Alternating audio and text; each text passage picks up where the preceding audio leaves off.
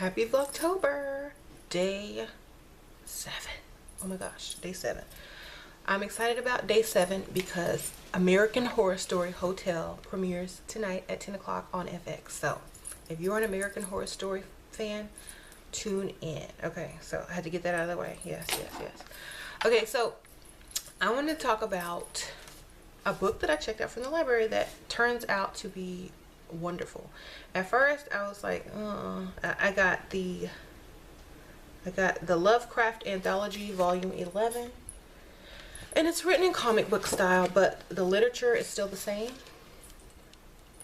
These stories are awesome. I've read a few, and they leave you hanging, and these are, and they're written so, you know, they kind of allude to something and you make your own conclusion.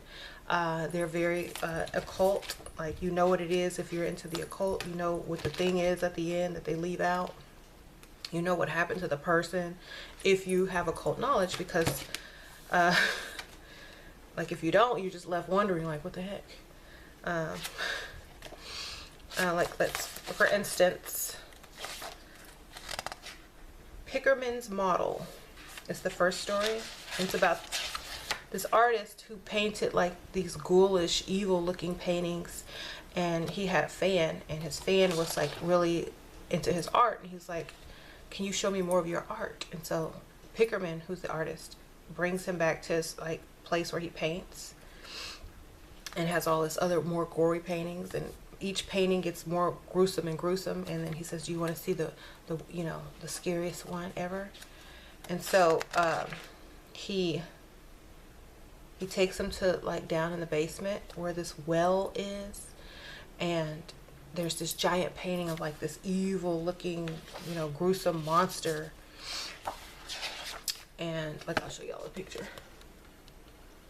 And there was a photograph taped to the painting, and the fan of the artist saw that photograph, and in the next room he could hear the artist like scrambling around shooting a gun inside the well. He was shooting down the well, and the artist lied and said, oh, it was just some rats. But the fan had already seen what came out of the well, because the photograph that was taped to the painting was of the evil looking monster that he painted. It came out of that well. And so he grabbed the photograph off of the painting and ran for his life. And he went to like have lunch or dinner with his friend, and he showed him the picture. And it doesn't say if it's like a demon or anything like that, but you would allude to it being a demon. And it reminds me of one of the stories on it reminds me of this place on Ghost Hunters, where there's like a well, and people say it's like the doorway to hell or something like that. Anyway, I thought that was pretty good.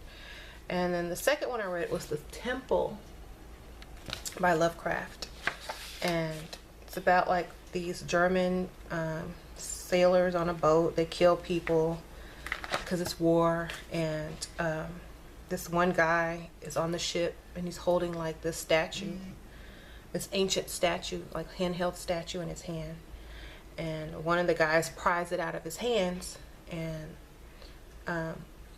because they think he's dead, and so he jumps back into the ocean and swims away like a fish. And they were like, oh my god, we're cursed. So they're like out at sea, and everybody starts going crazy and killing each other, except one man. The ship sank, and you know, he put on his little gear, and he saw this city under the ocean, and he's like, well, I'm gonna die anyway when this air tank runs out, so I might as well go walk through this door. There was like a doorway to this weird city under the ocean. And so he left a note saying, well, I died going, you know, looking into this city and exploring it. So he went through this little doorway in the city under the ocean, and that's how it ends. So it was lit. So you could either say he died, or he went to Atlantis, or turn into one of those mer creatures. But I like how the stories end. So anyway, I've never read any Lovecraft before because I heard so much about it. I've read like some of it like when I was young, like junior high, and I wasn't gonna appreciate it then, of course. But now that I'm older and I can appreciate his style of writing, it's simple, quick, and pretty good in that one anyway. I'm gonna have to get more because I'm digging his style. Okay, anyway, HD Lovecraft. So anyway, next I have another mortician story. Okay, let me think if I want to tell this one or not. This one is kind of sad, but I don't know if I want to tell it. Maybe I'll tell it next time. Let's keep it light. Okay, I'll tell y'all about a murder story. Dang, there's so many. Oh my goodness. Okay, where do I begin? Okay, the first body I embalmed as a funeral director, not as a student. As a student, they have like cadaver bodies that people donate their body to science and to the school, and you work on them. But my first job that I got paid for to embalm, it was a 20-year-old girl, and she had been shot like right in the temple. Sorry y'all, that's my thing saying. She had been shot right in the temple with like a 22. And a 22 is like a really small bullet, and so it had to be like right up to her head, you know. And they found her in the dumpster. And she was a pretty girl, and she was, it didn't look like she was scared. Like it probably did it in her sleep, or just, I don't know. I didn't pick it up. Cause I had a lot of like intuition about like how these people died, and I didn't pick up that she was afraid. I picked up that she was probably asleep when he shot her. So it was a he. So they found her in the dumpster, and like 2 days later, the boyfriend turned himself in for shooting her. And the reason that he gave the police that he shot her was because she had HIV and she gave it to him, and he didn't know, so he killed her. And yeah, my first embalming was an HIV patient, and when you embalm any type of case that has HIV or like hepatitis C, you have to let the body sit for 24 hours before you touch it, because that's how long it takes for the AIDS virus or the HIV to fully die in a deceased person. So they said, no, you can't embalm until tomorrow or after 24 hours. And what they do is, because like this was like 2000, it wasn't 2000, it was just 2000, the year 2000. And so that was their prevention method. And also when you were to work on this body, you have to be in full gear.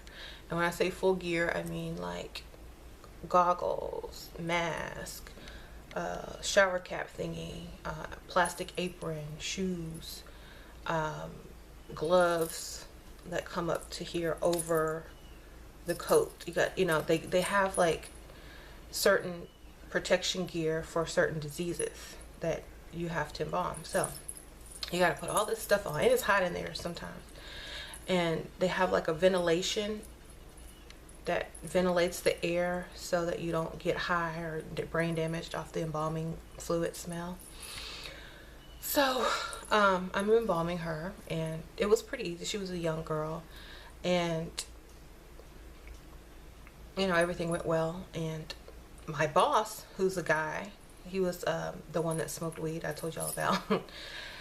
He was kind of crazy, y'all. I'm gonna tell y'all about him. He was crazy, but he smoked weed, and he was married, but it was obvious that he liked men. Okay, he was bi, but he liked men, so he was kind of on the feminine side. And he was funny though, like he was, you know, he had me laughing, but he could not do makeup to save his life, y'all. So he took this, he said, well, I'm gonna do the makeup, don't worry about it, because I'm professional. And I'm sitting here like, I'm a woman. And so he's like, I'm gonna do the makeup, don't worry about it. He thought he could do makeup, but he could not do makeup. He was like, he took some purple. Okay, the girl was a little bit darker than me. Okay, she's like, oh, maybe a dark almond color. And he took some bright purple eyeshadow, like this color, and drew it on her eyes like this. Take the same color lipstick and put it on her lips like this.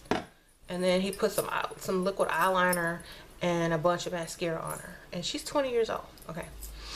And back then, that was not the style. The style in 2000 was more like what I have on now. Or really, really supernatural. Like less eye, more, it just didn't look like this. It was just natural. No purples or nothing. That was like, no. Especially when you're going in a casket. Why would you want to like glow in the dark with this purple? So I looked at it when he was done, and I was like, okay. And so the family came to see her before, you know, to okay everything. And so the mom walks in and she sees that little girl and like all this purple makeup, and she's like, oh no, that is not right. You have to wipe that off of her right now. She just went off because this little girl did not wear makeup like that. She was just really natural. And when I say little girl, she was 20 years old, but she looked like a teenager. So he was like, okay, why don't you go do the makeup? Why don't you go do the makeup? Because you're around her age. You're around her age. You know how they wear their makeup now. And because I was 21. I was 21. And she was like, I mean, he was like, I thought I did a good job. I'm like, well, you thought wrong. Anyway. So I went to, you know, to redo her makeup in the back, in the embalming room. And I was looking through his makeup products, and he had very cheap, bad makeup products. So, you know, I used what I could to make her look decent. And I did her little brown eyeshadow with like a really light highlight, and then like a matte, like a cream lipstick, like a nude lipstick, and like a little pink blush and some mascara. That's all she needed. And I matched the foundation to her face. That was the right color because he had her too dark. And the mom was like, thank you so much. Thank you so much. Thank you. This is how she looked. And so she started crying, and she was thanking me because what he had her looking like was like a prostitute, you know. And so we already know how she died, and her mom was like really hurt. So to see her child sitting up in the casket like that was just like a killer to her. So by me doing her makeup really nice and natural, you know, and stuff like that, she was very thankful. And she's like, you know, thank you. And so from then on out, he made me do all the makeup for the funeral home after like embalming and stuff. So I had like, I was like, well, if I'm going to be doing the makeup, I'm going to bring my own makeup, because not the one, like the stuff that I don't use anymore. Like every woman has like a makeup drawer, and there's the makeup she uses and makeup she's done with, you know, like I'm over it. So I brought all the I'm over it makeup. I had a big case of it because I was obsessed with makeup back then, like a lot. In my 20s, yes, I would buy makeup because this is before I had kids and I could afford to splurge and buy makeup. So I got a big thing of makeup and brought it to the funeral home, and it was good stuff too. I was like, okay, this is what we're gonna use on the ladies now, because your stuff, Anyway, if y'all like this video, thumbs up. Also, if you like makeup, I just did a makeup tutorial that I uploaded with this look, and I didn't use any brushes or any crazy tools. So if you want to check it out, I'm gonna link it below, and I'll see y'all later.